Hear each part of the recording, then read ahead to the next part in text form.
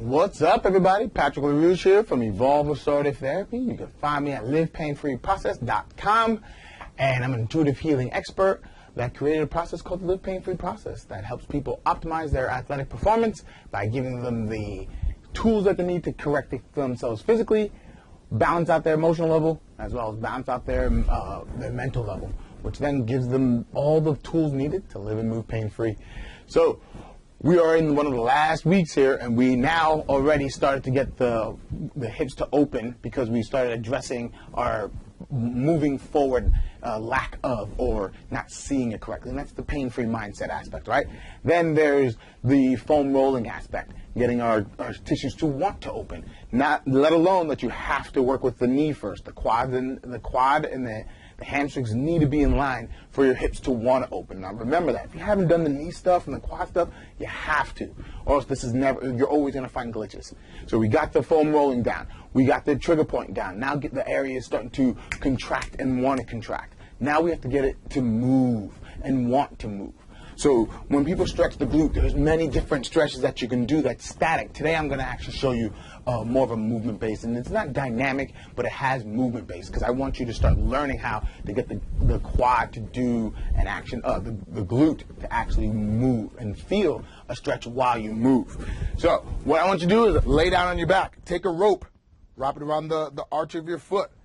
Project out so you're straight. Now you might feel a slight hamstring stretch, so I want you to buckle the knee because this is not a hamstring job. I want you to roll it across your midline of your body. Again, not feeling a hamstring. Once you take out the knee, your glute will start to fire and stretch. Let me rephrase. It'll start to stretch at that point.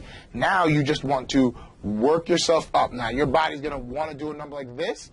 Don't allow it. Don't allow that knee to go to the outside opposite shoulder. Keep it across midline, going midline.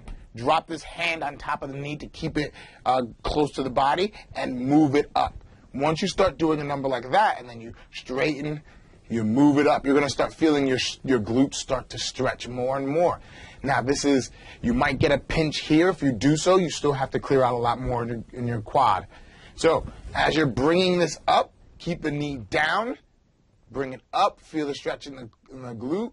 Just do it for a breath and let it out because we're talking about making your body want to do this naturally and just roll through. And it's just do this a bunch of times.